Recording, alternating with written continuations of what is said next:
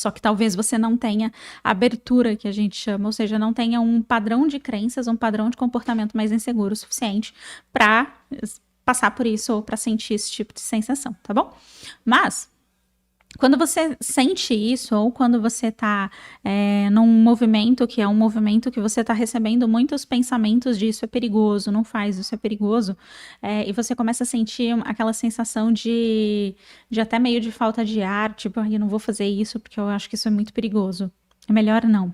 Então, você está executando, vivendo o seu sentido empático na prática, tá? Sentido empático, basicamente, é você sentir as sensações do corpo. Que é um exemplo de um lugar onde você sente muito sentido empático na constelação familiar. Não sei se vocês já fizeram, mas na constelação familiar, quando você fecha os olhos e a consteladora fala, sente, você tá representando, sei lá, o pai de alguém. E você fala, sente no corpo, e aí você sente um ombro mais pesado que o outro, você sente seus braços querendo fazer tal coisa, ou você sente que você quer deitar no chão, exemplos, tá? Então você tá usando o seu sentido empático. Então a constelação familiar trabalha muito com o sentido empático, para que vocês consigam entender, tá bom? Agora a gente vai para o sentido da clareaudiência. O sentido da clareaudiência, ele é um sentido que na prática, como que ele se manifesta? Vamos lá. Você tem aqui as diferentes vozes na sua cabeça. Eu vou dividir aqui do ladinho para vocês entenderem, tá? Que são as vozes internas e as vozes externas, certo? Dentre as suas vozes internas, você tem o sobrevivente, você tem o seu ego, seu eu superior, e tem um outro que está muito atrelado à questão do sobrevivente, que nem vale a pena comentar aqui. Vozes externas, tá? Você tem a voz de pessoas desencarnadas, que é o que o pessoal falou de espíritos, né? Desencarnadas. Desencarnadas. Boas. E as vozes dos pensamentos das pessoas que estão encarnadas também. Eu vou colocar pensamentos só, mas vocês sabem que são pensamentos de pessoas que estão dentro de um corpo físico e pensamentos de pessoas que não estão num corpo físico, certo? Então, das vozes internas, qual que é a voz do sobrevivente? A voz do sobrevivente vai dar errado, é uma catástrofe, né? Então, você tá lá dirigindo e aí você fica o tempo todo, vão bater em mim, vão encostar, não sei o quê.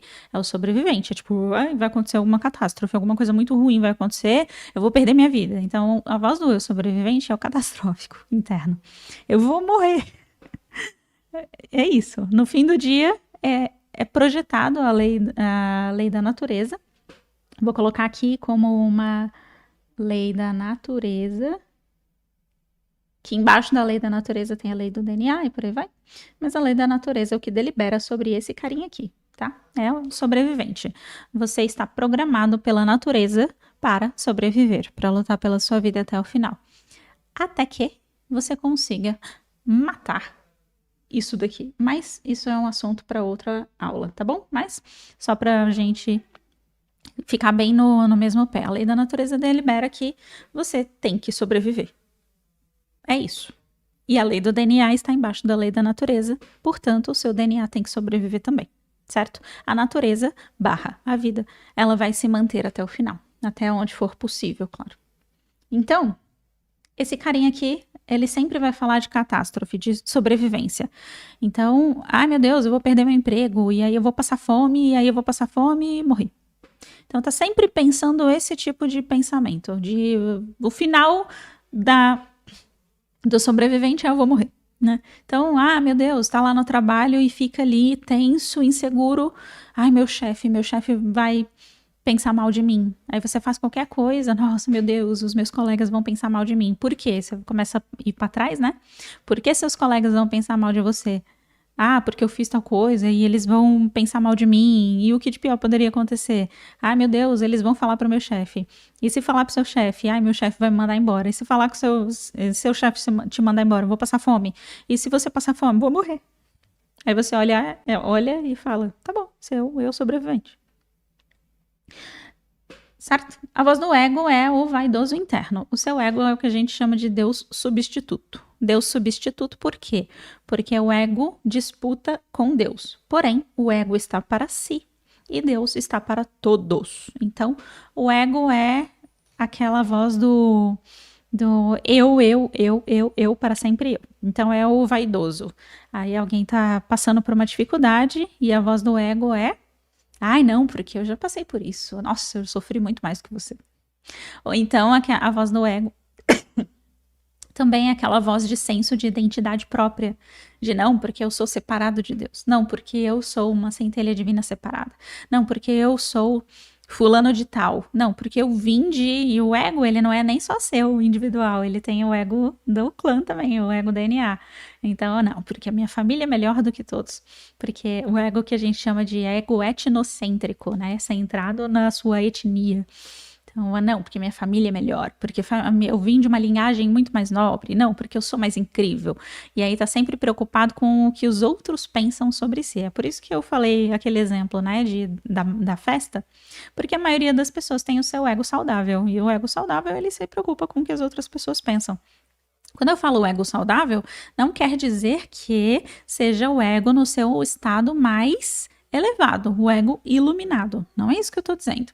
Tô dizendo ego saudável no sentido de ego, sabe? Independente de ser bom ou ruim, certo ou errado, ego do jeito que ele é, projetado para que você acredite que você é melhor do que os outros, melhor do que Deus também. Então, é muito comum que se você vai tratar crenças do ego, você vai chegar em crenças do tipo, eu sou melhor do que Deus, eu sou melhor do que todas as pessoas, eu sou a pessoa mais importante do mundo, esse tipo de coisa, tá? Agora, o eu superior. A voz do eu superior é a voz que diz para você que todos somos um. Então, a voz do eu superior tira você dessa perspectiva egocêntrica. Então, a voz do eu superior é sempre uma voz de... é a sua porção mais elevada. Quando o seu ego está unificado com o seu eu superior, é quando a gente chama de ego iluminado, que é a sua porção mais elevada, é a sua porção mais gentil e amorosa. Então você tem tolerância em relação às outras pessoas, você não julga as outras pessoas entre certo e errado, bonito e feio, serve, não serve. Você entende que tudo que existe na natureza e na vida é a mesma energia, que todos nós somos átomos, que você faz parte de tudo que existe, e a outra pessoa também. Então você sai daquele lugar de se incomodar com o fato das pessoas serem o que são ou fazerem o que fazem, e você vai para um lugar diferente, que é o lugar de unicidade, unicidade com a própria fonte criadora. E os seus pensamentos não são mais baseados no pensamento, por exemplo, do karma. Então você não está mais embaixo da lei do karma. O seu eu superior não está. Vou falar isso com mais ênfase. Seu eu superior não está embaixo do karma. Isso vai ficar muito claro quando a gente lê o Bhagavad Gita juntos. Que é justamente o ensinamento de Krishna para Arjuna, quando Arjuna, que é o guerreiro, ele se coloca entre os Kurus e os Pandavas no meio da guerra, e ele olha para os dois lados e são a mesma família, Kurus e Pandavas, né? São primos entre eles. E ele fala, não posso matar nenhum lado nem outro, não posso guerrear nessa guerra. E aí Krishna fala, você tem que guerrear, porque é parte do caminho divino de todas as pessoas. Se você não tirar os Kurus do poder, muitas outras pessoas vão se prejudicar no meio do caminho. Então isso vai acontecer. E tem uma parte que é muito forte, que Krishna fala. Krishna é o eu superior de Arjuna, e ele fala enquanto a voz da fonte criadora. E ele fala, eles vão cair além de você, ou seja, independente de você, eles vão cair, porque é preciso que eles caiam. Então, é muito nesse sentido, de que o seu eu superior não está embaixo da lei do karma, tá? Ele não está submisso à lei do karma, porque o eu superior, ele age em reta ação. É pro bem comum, é pro bem maior. Então, como é pro bem comum, pro bem maior, ainda que tenha suas perspectivas, né, de definição. Defina o que é bom, defina o que é ruim, né? Se tem uma pessoa batendo no seu filho e fazendo coisas e atrocidades com seu filho, você não vai socar a pessoa? Mas socar as pessoas é ruim. Defina ruim, né?